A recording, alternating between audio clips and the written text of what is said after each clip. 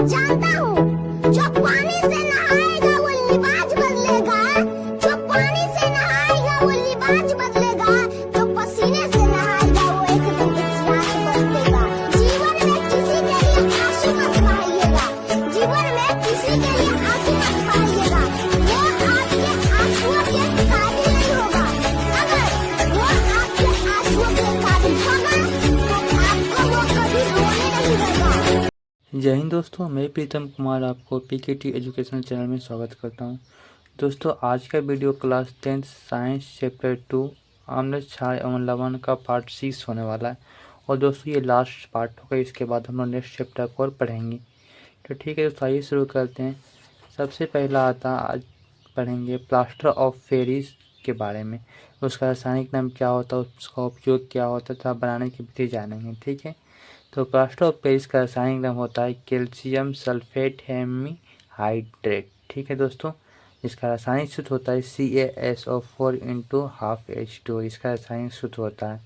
इसको बनाने के एक प्रोसेस क्या होता है दोस्तों, जब जिप्सम होता है ना, जो जिप्सम होता है, जिप्सम को जब 100 डिग्री सेल्सियस पर गर्म करेंगे तो इस दौरान क्या होगा, इसका निर्माण होगा। प्लास्टर ऑफ पेरिस का किससे होता है, जिप्सम से होता है। जिप्सम को जब 100 डिग्री सेल्सियस पर गर्म करेंगे तो जिप्सम का निर्माण होगा।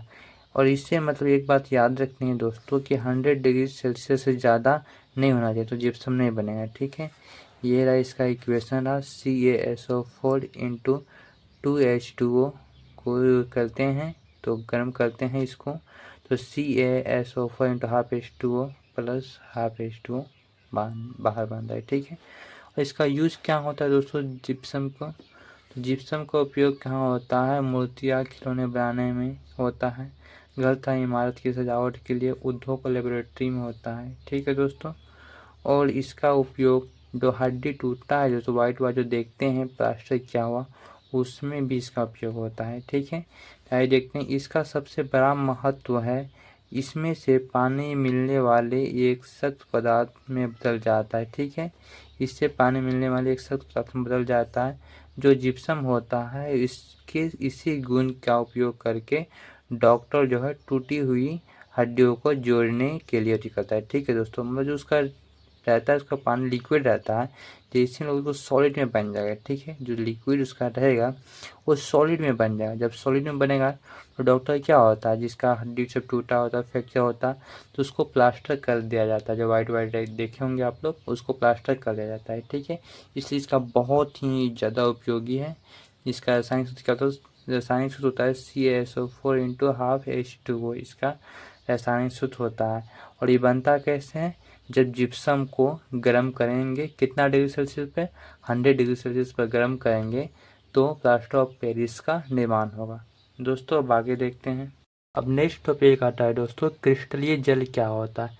क्रिस्टलीय जल क्या होता है, तो वह जल होता है जो क्या अणु के साथ क्रिस्टलीय रूप में, याद रखिएगा दोस्तों, जो क्रिस्टलीय रूप में विद्यमान होता है, जो क्रिस्टल रूप में रहता है, उसे क्रिस्टलीय जल कहते हैं।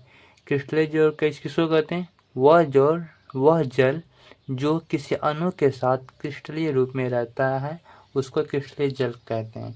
इसका एग्जाम्पल दोस्तों देखिए, धावन सोडा, यहाँ क्या है, Na2 into CO3 into 10H2O। देखिए दोस्तों, 10H2O क्या है, अणु के साथ रह रहा है, अणु के साथ रह रहा है, जिसमें 10 जल का अणु विद्यमान है, उसको हम लोग क्रिस्टलीय जल कहते हैं। क्या कहते हैं, वह जल जो किसी अणु के साथ क्रिस्टलीय रूप में विद्यमान होता है, उसे क्रिस्टलीय जल कहते हैं। ठीक है दोस्तों, अब नेक्स्ट क्वेश्चन आता है, टॉपिक आता है,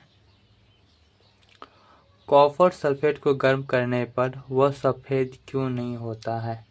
तो कॉपर सल्फेट होता है दोस्तों, जब उसको गर्म करेंगे तो वाइट क्यों नहीं होता है, क्यों हो जाता है। ठीक है, वाइट क्यों हो जाता है, सॉरी दोस्तों, कॉपर सल्फेट को गर्म करने पर वह सफ़ेद क्यों हो जाता है, इसका हम लोग रीजन देखेंगे। ठीक है, जब कॉपर सल्फेट में क्या होता है दोस्तों, कॉपर सल्फेट में जो होता है 5 अणु जल का होता है। ठीक है, जब जल का अणु होने के कारण उसका कलर कैसा होता है, उसका कलर नीला होता है। अब गर्म करेंगे तो पानी क्या होगा, पानी जो गर्म भाप बन के उड़ जाएगा। जब पानी उड़ जाएगा तो जल का अणु उसमें रहेगा नहीं, जब जल का अणु ही नहीं रहेगा तो इसका क्या होगा, कलर बदल जाएगा, क्योंकि जल के अणु के कारण ही कॉपर सल्फेट का रंग नीला है। जैसे ही जल का अणु निकलेगा तो उसको कॉपर सल्फेट सफ़ेद हो जाएगा।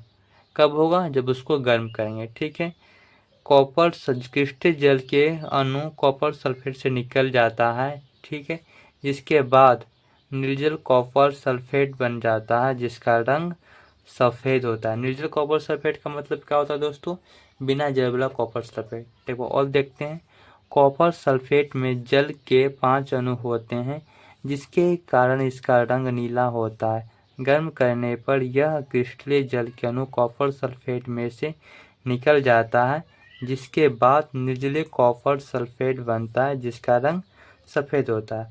और कुछ इंपॉर्टेंट क्वेश्चन देखते हैं दोस्तों। ठीक है, जैसे देखिए कोई क्वेश्चन है दोस्तों, आसुत जल जो होता है, आसुत जल विद्युत का चालन नहीं करते हैं जबकि वर्षा जल करता है, क्यों, इसका रीजन देखें। देखिए दोस्तों, आसुत जल किसको कहते हैं, जो पूरा प्योर वाटर हो, जो पूरा शुद्ध हो, मिनरल वाटर हो, उसको क्या कहते हैं, आसुत जल कहते हैं। और आसुत जल में क्या होता है, किसी भी प्रकार का अशुद्धियाँ नहीं रहेगा। और जब किसी प्रकार का अशुद्धियाँ नहीं रहेगा तो जैसे विद्युत धारा का क्या है, जैसे विद्युत धारा डालेंगे तो वो कुचालक हो जाएगा, क्यों कि उसमें कुछ भी नहीं, पूरा शुद्ध है, जा नहीं पाएगा, एक पॉइंट से दूसरे पॉइंट तक नहीं जाएगा, जो पूरा प्योर है दोस्तों। इस एग्जाम्पल देखिए, यहाँ देखिए ये पूरा क्या है, वाटर है, प्योर वाटर है। ठीक है, प्योर वाटर है, और प्योर वाटर है तो इसमें क्या किसी प्रकार का शुद्धियाँ नहीं है। जैसे ही इसमें करंट फ्लो करेंगे तो क्या होगा, यहाँ से एक जैसे दूसरे जोड़ नहीं जाएगा।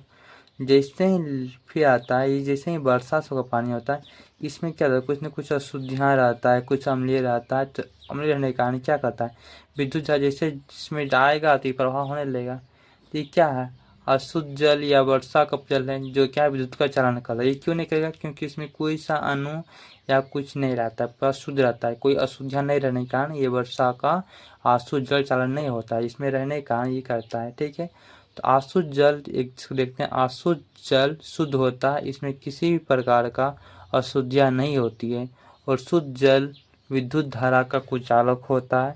जबकि वर्षा के जल में वातावरण का अम्ल आता है, वातावरण से अम्ल आता है, लवण आता है और अन्य अशुद्धियाँ आता है, जिसके कारण विद्युत का इसलिए यह विद्युत का कुचालक होता है। इसलिए अशुद्ध जल मिल जाता है, इसलिए विद्युत का सुचालक होता है। मतलब क्या होता है दोस्तों, जो सुचालक होता है, कौन, वर्षा का जल सुचालक होता है। ठीक है, समझिए। अब नेक्स्ट टॉपिक आता है, नेक्स्ट आता है दोस्तों बेकिंग सोडा जो होता है, बेकिंग सोडा मिलाने पर दूध को दही बनने में अधिक समय लगता है।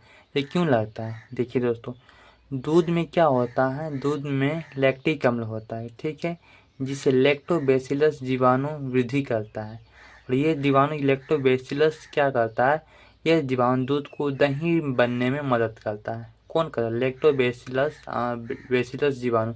और दूध में क्या होता है, लैक्टिक अम्ल होता है, जिससे लैक्टोबैसिलस जीवाणु उसको वृद्धि करता है। ठीक है, वृद्धि, ये जीवाणु दूध को दही में क्या है, दूध को दही में डालने पर दूध की प्रवृत्ति को क्षारीय करता है। जो लैक्टोबैसिलस अम्ल होता है, लैक्टिक अम्ल होता है, दूध में उपस्थित रहता है। जैसे लैक्टोबैसिलस जीवाणु को डालेंगे, जो जोड़न डालते हैं उसमें लैक्टोबैसिलस जीवाणु होता है, ये दूध को क्या करता है, प्रकृति को बदल कर क्षारीय कर देता है। पहले अम्ल था, अब क्षारीय हो जाता है। ठीक है, और जिसमें से इन जीवाणुओं के लिए उचित अम्लीय वातावरण में नहीं रह पाता है। ठीक है, जैसे वो डालेंगे उसका अम्ल नहीं रहने कारण, जिसके कारण जीवाणुओं में वृद्धि नहीं हो पाता, जिसके कारण देरी होती है। मतलब क्या होता है दोस्तों, जैसे ही बेकिंग सोडा डालेंगे तो उसमें जीवाणु जब रहता है उसको वातावरण नहीं रहने के कारण वो मरने लगता है। जब वो बना वृद्धि नहीं कर पाता है, जब वृद्धि नहीं कर पाएगा, ज़्यादा नहीं तोड़ पाएगा, क्षारीय प्रवृत्ति में नहीं कन्वर्ट कर पाएगा, तो क्या होगा, दही लेट से जलेगा। वहीं बेकिंग सोडा नहीं मिलाया जाए तो जल्दी काम करके दही जल्दी बन जाएगा दूध से। यही कहता है, दूध में लैक्टिक अम्ल होता है जिससे लैक्टोबैसिलस जीवाणु वृद्धि करते हैं। यह जीवाणु दूध को दही में डालने पर दूध की प्रकृति को क्षारीय कर देता है। इन जीवाणुओं के लिए उचित अम्लीय वातावरण नहीं रहने पर, जिसके कारण जॉइनिंग में विलीन नहीं हो पाता है। समझेंगे दोस्तों। अब नेक्स्ट टॉपिक आता है, क्या क्षारीय विलयन में हाइड्रोजन आयन H+ आयन होता है? यदि हाँ तो क्षारीय क्यों नहीं होता है? क्या क्षारीय विलयन में H+ आयन होता है? यदि हाँ तो क्षारीय क्यों नहीं होता है? देखिए दोस्तों, क्षारीय विलयन में क्या होता है, H+ आयन होता है, ठीक है। क्षारीय विलयन में H+ आयन होता है, लेकिन इतना ही बहुत ही कम संख्या में होता है, जबकि हाइड्रोक्साइड आयन की संख्या ज़्यादा होता है, जिसके कारण विलयन क्षारीय नहीं होता है, ठीक है। क्षारीय विलयन में H+ आयन होने के बाद भी क्षारीय नहीं होता है, क्योंकि बहुत ही कम होता है। उम्मीद करता हूँ दोस्तों आपने समझ लिया टॉपिक को, और यहाँ से हमारे अम्ल, क्षार और लवण 6 पार्टों में कंप्लीट हुआ। अगर आप एक भी पार्ट मिस किए तो प्ले लिस्ट में जाइए, उसको देखिए, ठीक है दोस्तों। तो मिलते हैं कल नेक्स्ट टॉपिक में। धन्यवाद।